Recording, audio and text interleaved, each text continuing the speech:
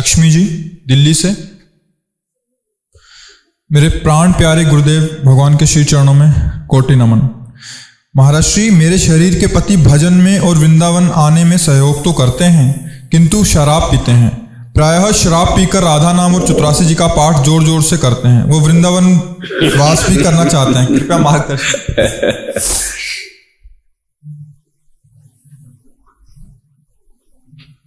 असत वस्तु को नहीं छोड़ पा रहे पर सत को पकड़ रहे हैं, इसलिए उनको हम प्रणाम करते हैं। असत वस्तु को ना छोड़ना उनकी आसक्ति और असमर्थता है, लेकिन सत वस्तु का आदर करना और सत वस्तु को स्वीकार करना ये उनका परम सौभाग्य है। वो ठीक हो जाएगा, उसमें अमंगल नहीं हो सकता। मान लो असत वस्तु मदिरा है, उसको नहीं छोड़ पा रहे कुप्रवृत्ति के कारण, पर उन्होंने राधा नाम स्वीकार किया है, श्री जी का जस, तो निश्चित आज नहीं तो कल सूर्य उदय होगा ज्ञान का और असत आदत खत्म हो जाएगी। श्री जी बड़ी कृपालु है, किसी तरह प्रभु को पकड़े तो उनका सद्भाग्य है, उनका सौभाग्य है, कोई बात नहीं है। आप ऐसे ही चलो, धीरे धीरे ठीक हो जाओगे, ठीक हो जाएगा। दवा लेने लगे ना, स्वस्थ हो जाएंगे, कोई परेशानी। यही तो खास बात है, जब हम बुराई नहीं छोड़ सकते तो अच्छाई क्यों छोड़े। इसमें खास बात है कि बुराई तो हम छोड़ नहीं पा रहे, तो हम अच्छाई पकड़े ही ना। ठीक है, हमारा कुसंग, हमारा दुर्भाग्य कि हम बुराई नहीं छोड़ सकते, पर हम श्री जी को भी नहीं छोड़ेंगे, प्रभु आपको भी नहीं छोड़ेंगे।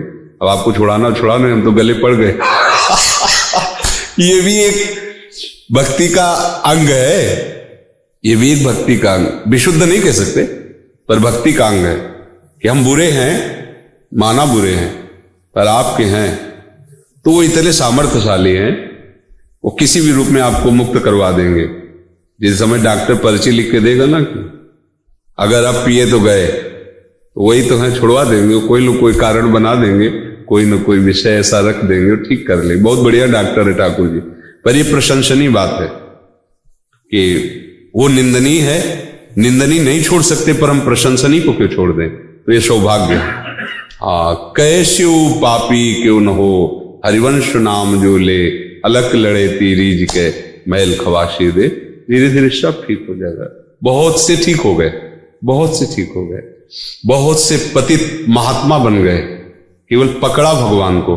कोई महात्मा बन के भगवान को थोड़ी पकड़ता है, नहीं, भगवान को पकड़ने के बाद महात्मा बनता है। अपिचेत सुदुराचारो भजते माम अनन्य भाग, साधुरेव समंतव्या। ये भगवान की उदारता देखो। अपिचेत सुदुराचारो, सुमन होता सांगोपांग, सांगोपांग दुराचार करता, मतलब कोई कमी नहीं रखता, पर उसने एक मन में ठान ली कि भगवान के सिवा कोई हमारा रक्षक नहीं। भगवान कहते मैं महात्मा बनाऊंगा, मैं आज्ञा करता हूं, उसे मानो, महात्मा है। जैसे सूर्योदय होने के पहले ही अंधकार नष्ट हो जाता है, ऐसे ही भगवान के शरण होने के पहले ही ऐसे ज्ञान का प्रकाश भगवान करने लगते हैं। ये शुरू हुआ ज्ञान का प्रकाश, अभी ज्ञान उदय नहीं हुआ, उसका प्रकाश शुरू हुआ कि नशे में भी जहां माता बहनों की गालियां दी जाती, लड़ाई झगड़ा किया जाता, नालियों में पड़ा है, वो चतुरासी गा रहा है वो राधा नाम गा रहा है जीव, तो ये चलेगा आगे, धीरे धीरे ठीक हो जाए। अब ये नहीं कह रहे कि सब पियो और गाओ पर यदि वो नहीं छोड़ पा रहा तो प्रभु का नाम पकड़ लिया तो मंगल हो जाएगा। अब चेत सुदुराचारो भजते माम अनन्य भाग, साधुरेव समंतव्या सम्यक व्यवसिता। ऐसा भगवान कहते क्षिप्रम भवति धर्मात्मा, उसे मैं शीघ्र धर्मात्मा बनाऊंगा। क्योंकि किसी भी तरह से भगवान को पुकारे जीव तो भगवान का अंश है ना, प्रकृति के आकर्षण से वो ये सब आचरण बन जाते हैं, माया के आकर्षण से, पर है तो भगवान का बच्चा ही ना, भगवान का ही तो अंश है ना। जिस दिन वो अपनी भूल मिटा दिया महात्मा बन गया। भूल ही तो है केवल एक, ऐसा नहीं है कि कोई कितना भी गिर गया हो उसको उठने का चांस नहीं। यही हमारे भगवान के दरबार की महिमा है, कितना भी गिर गया हो कोई, उठने का तब भी चांस है, क्योंकि भगवान का अंश, भगवान का बच्चा है, वो भगवत प्राप्ति का अधिकारी है। यदि वो चाह ले तो बस किसी भी तरह प्रभु से जुड़े, उसका मंगल ही मंगल, पक्का मंगल ही मंगल, पक्का, इसमें कोई संशय नहीं। गीता वृंदावन से। गीता जी।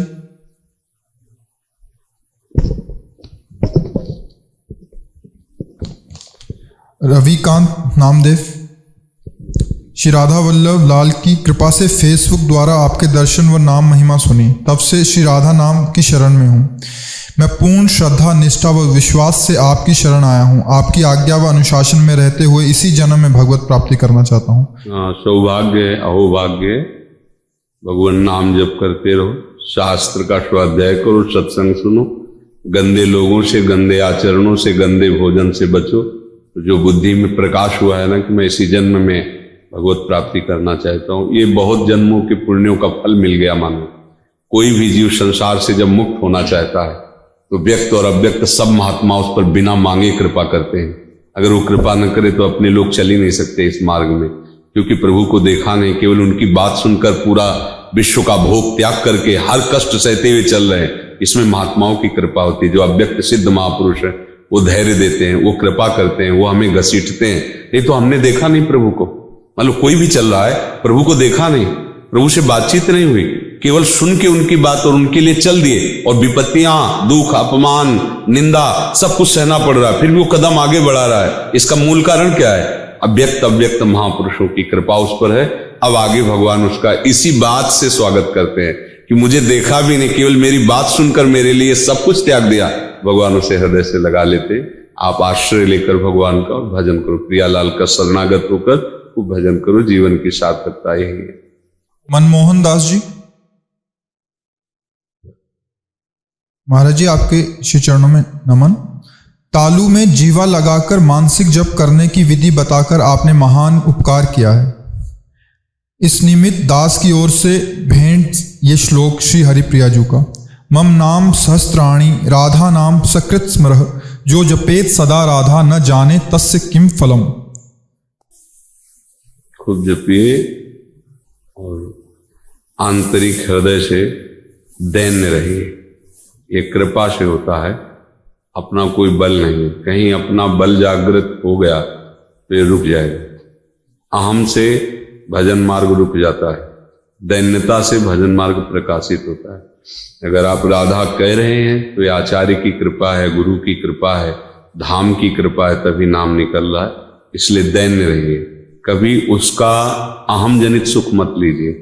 अहम जनित सुख से फिर दोष दर्शन शुरू हो जाता है। हाँ नो, ठीक है। देखो इसमें एक बात समझना है, हम संतों के कृतज्ञ नहीं होते, हम संतों की अधीनता स्वीकार करते हैं। कृतज्ञता में होता है आपने किया, ये कृतज्ञता से नहीं निपटने वाला, ये अधीनता से निपटता है। उनकी आज्ञा के अधीन है, हम उनके लिए क्या कृतज्ञता। जैसे आचार्य हैं, गुरुदेव, इनके कृतज्ञ नहीं हुआ जाता। ये तो हमारे प्राण है, ये तो हमारे जीवन है, ये हमारे प्राण और जीवन नाथ हैं। क्या कृतज्ञता, समझ में आया ना? कृतज्ञता दूसरों से, दूसरों के द्वारा किए हुए उपकार की कृतज्ञता। लेकिन ये उपकार थोड़ी, ये तो हमारे जीवन है। रसिक जन, गुरुजन, आचार्यजन, ये हमारे प्राण हैं, ये हमारे जीवन है। इनके लिए क्या कृतज्ञता, हमारा कोई अस्तित्व ही न रह जाए, इनकी आज्ञा में ऐसा जीवन समर्पित हो, यही भेंट है, यही हमारी प्रसन्नता का हेतु है। समझ रहे ना? हमारी को मतलब सब संतों के हृदय, आप नाम जप करें, प्रेम पुलकित रहे, यही हमारी भेंट है। आप इस जीवन में अधर्म का त्याग कर प्रियालाल के चरणों के अनुरागी हैं, यही हमारी भेंट है। समझ रहे ना? दुर्गेश रजक जी, राधा वल्लभ श्री हरिवंश। महाराज जी, इस आदम को कोई ज्ञान नहीं है, भगवत प्राप्ति के लिए मैं सबसे पहले क्या करूं, कृपया मार्गदर्शन करें। आज का सत्संग सुना था क्या? तो आज के सत्संग में इसका उत्तर था, सबसे पहले हमें स्वीकार करना है श्यामा श्याम के सिवा हमारा कोई नहीं है। फिर दूसरी बात स्वीकार करनी, हमने जो कुछ भी अपना मान रखा है वो श्यामा श्याम का था, श्यामा श्याम का है और श्यामा श्याम का ही रहेगा। इसलिए ना कुछ मेरा है और ना मैं किसी का हूं, मैं श्यामा श्याम का हूं।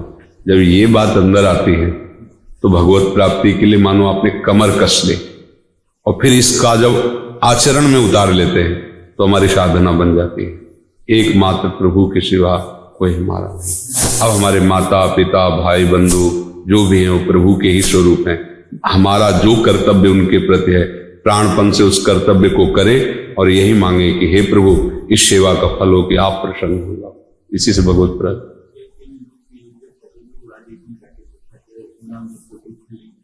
नाम जप का यही फल मिलता है कि गुरु चरणों में हमारी पहुंच हो जाती है।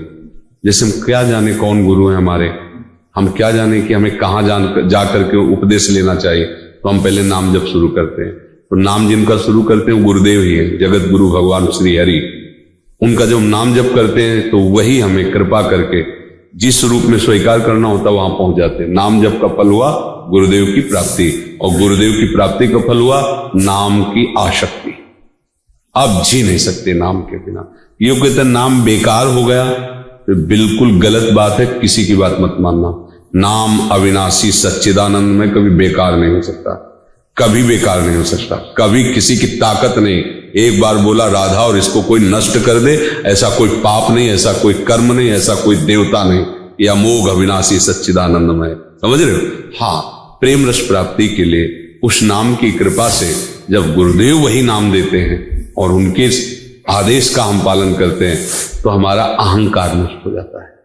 समझ रहे हो ना कि मेरे में तो कोई सामर्थ्य नहीं, मेरी गुरु कृपा से नाम चल रहा, मेरी गुरु कृपा से साधन बन रहा, कृपा ही मेरे जीवन। अहंकार गलित होना, दैन्यता आना भगवत प्राप्ति का स्वरूप है। तो इसलिए कहा जाता है कि गुरुदेव की शरण जाओ, क्योंकि अहंकार और किसी साधन से विकसित नहीं होगा। जो भी साधन करोगे उसका अहंकार तो हो जाएगा। 4 वर्ष से हमने अन्न नहीं पाया, इतने महीनों से मैं मौन हूं, इतने तीर्थों का मैंने इतना दान किया, वो सब हम में बैठ रहा है, तो भगवत प्राप्ति नहीं होगी।